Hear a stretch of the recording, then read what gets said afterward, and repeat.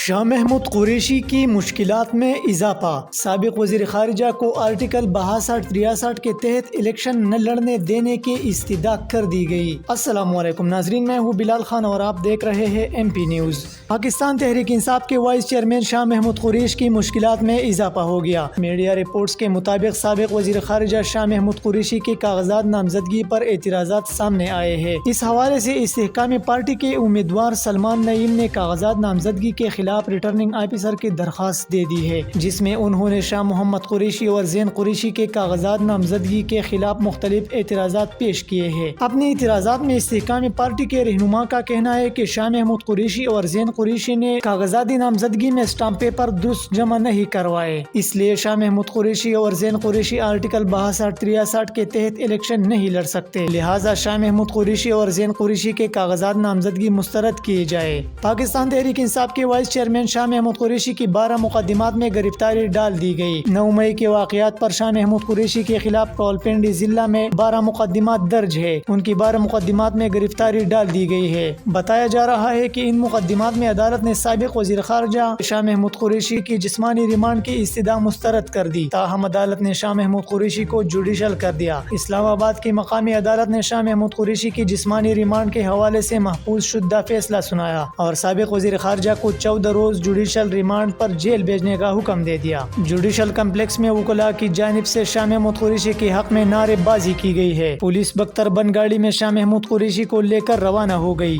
بہت شکریہ۔ مزید ویڈیوز اور اپڈیٹس کے لیے دیکھتے رہیے ایم پی نیوز۔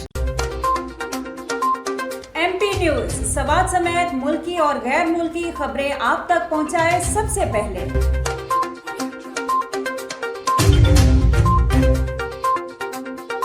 دن بھر کی تازہ ترین خبریں ہوں یا عوامی مسائل ہوں، ایم پی نیوز کی سکرین پر سب سے پہلے۔ سیاسی میدان ہو یا ہو کھیل کا میدان، ہم پہنچائیں گے سب سے پہلے خبر ایم پی نیوز پر۔ اب آپ کی آواز بنے گا ایم پی نیوز سب سے پہلے، تو ابھی فیس بک پر اور یوٹیوب پر سبسکرائب کیجیے ایم پی نیوز کو۔